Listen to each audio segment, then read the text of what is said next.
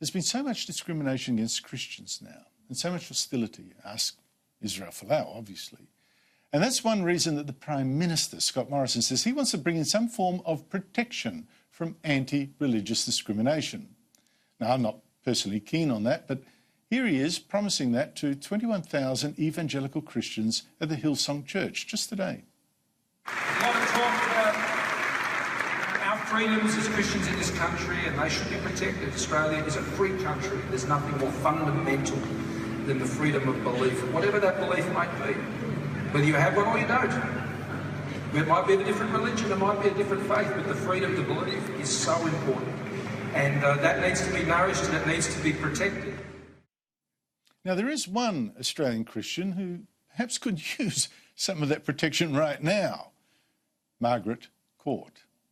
Now, Margaret Court holds the women's record for tennis Grand Slams, or tennis championships, Grand Slam championships, 24 of them, including the 4 that she won in just 1 year, 1970. And that included a marathon win against Billie Jean King, 14-12 in the first set, 11-9 in the second. Well, I don't know whether it's that, but Billie Jean King sure seems to hold a grudge. She's now one of several former tennis champions and commentators says Court's name should now be taken off Melbourne's Margaret Court Arena because Margaret Court is against same-sex marriage on Christian grounds.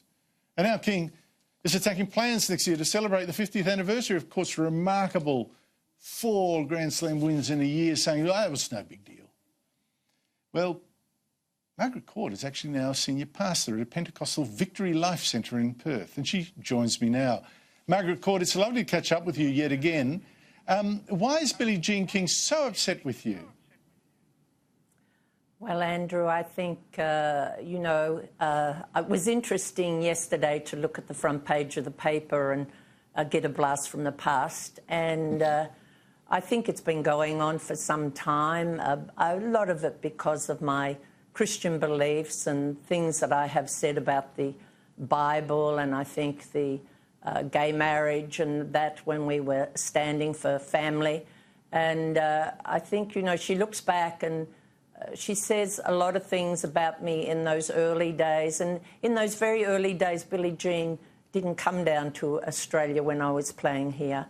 And we had Maria Bueno, #1 in the world, and Christine Truman was #2 in the world. They came down in, it would have been in the sort of 1960, and that's when I won my first Australian at the age of 17. But Billie Jean wasn't even seen on the tennis map at that stage, and we had 3 girls who were in the top 10 in the world, and particularly Leslie Bowery, who never got the credit for what she did. She won 2 French.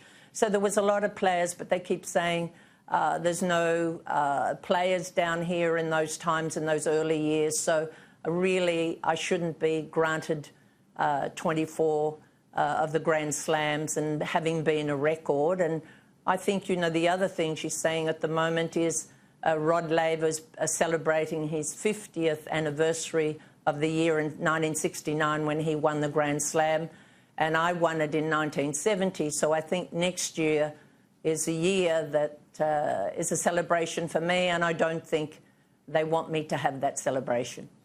Well, I think we can cut to the chase. I reckon what they really have got against you is that you're against gay marriage, and you said so quite strongly, and that's also prompted calls to take your name off the Margaret Court Arena. If they did that, if they did take your name off, would that bother you?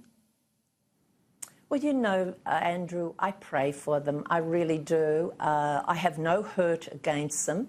I've always respected her. And I think the thing was, another thing that they came out against me was that, I said transgender children of the devil and lesbian children of the devil. And I never said that. And I was on a talkback radio show, and somebody on that talkback radio show said that, but they blasted me around the world, and I think that's what the press did. And but I pray for them. I don't hold anything against them. And, I think my name shouldn't have come off the arena because I loved representing my nation. I played for my nation. I pray for my nation. You know, I loved the game. I had goals in it. I wanted to be the first Australian woman ever to win Wimbledon. Then my second goal was to win the Grand Slam, all 4 in 1 year. And then I wanted Andrew to be the first mum to be #1 in the world. So I was always thinking of my nation. In those amateur days, we played for our nation. We didn't play for ourselves. And, you know, I loved the game. I always said it was a gift from God. I knew that as a little girl. And I loved it. And, you know, I was so proud, and I am proud of being an Australian.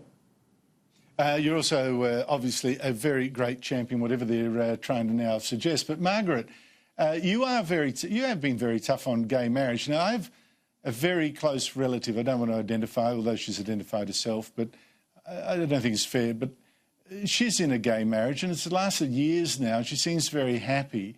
And I don't know, condemning it doesn't seem quite right to me, or doesn't seem right at all. Is it the Bible that makes you against it, or something else? Andrew, I don't have anything against gay people. That's a choice, their life. But in the Bible, it does say that marriage is between a man and a woman. And so I stand for that, and they're my beliefs, and I teach that. But you know, people make choices in life, and that's their choice. But I you know, gay people, and I'm friends, but that's their choice. I don't come against them in that, but when it stands for righteousness and truth, and you've got the next generation of young people coming through, you know, I believe God made man for woman and woman for man. He made male and female, and he said in Genesis about husband and wife, you know, husband, leave your mother and father and cleave to your wife, go multiply the earth. And then Jesus said it in the Gospels, and then again in the epistles, Paul said it. So right throughout the Bible, that is so. And I mean, that's what I believe. That's what I teach, and I should be able to say it. But I don't have anything against gay people. That's a choice in life. Everything we do. You know, I've learnt, Andrew, so much about the mind. And the mind is a battlefield. As a man thinketh, so is he. And, you know, when you know the love of Jesus Christ and what he did and fulfilled at the cross for all mankind, I don't care what people go through in life. You can change it, because in that mind is a battlefield. And I think my concern is for the children of this nation.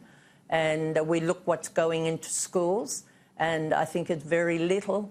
You know, I remember I was a tomboy. I wouldn't want to have the thoughts and things of what is put in school today. And am I a boy? Am I a girl? I mean, we were born man. That is another issue too. I mean, I think we could talk a whole program on that. But can I just ask? People are upset about you using the Bible. They say, well, that you know, it's informing your views against gays, which they don't like. But this is another aspect of Christianity I think they ignore. What does Christianity inspire you, your congregation and your church to do to help people? What kind of charity, how much does your church hand out? Well, we put out 27 tonne of food a week, whether they were gay people coming through, transgender people coming through. You know, we help communities. Centrelink send 80% of their people to us.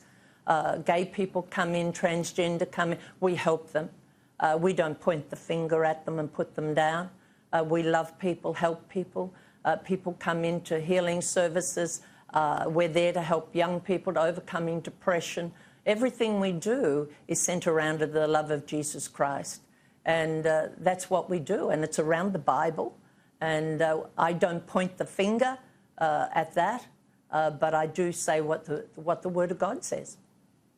Well, I think people should judge people less about what some remark they have or opinion they hold, and judge them more on what they actually do. And I think you do a lot of good. Margaret Court, the Prime Minister is now talking about passing new religious protection laws. Given your particular position, the sniping that you're coming under, do you support that? Well, I think the freedom of speech should be protected. And I think, you know, as a nation, it's something that they're looking at this stage. And I do pray that we do have a clear view in that area. You know, as I said, I love my nation. The Constitution is built on biblical principles. We are and have been known and I believe we still are a Christian nation, and I believe we should stand up for righteousness and truth and justice, and I think freedom of speech is very, very important in this time. Margaret Court, it's been terrific catching up with you again. Thank you so much indeed for your time. Thank you, Andrew. Good speaking with you.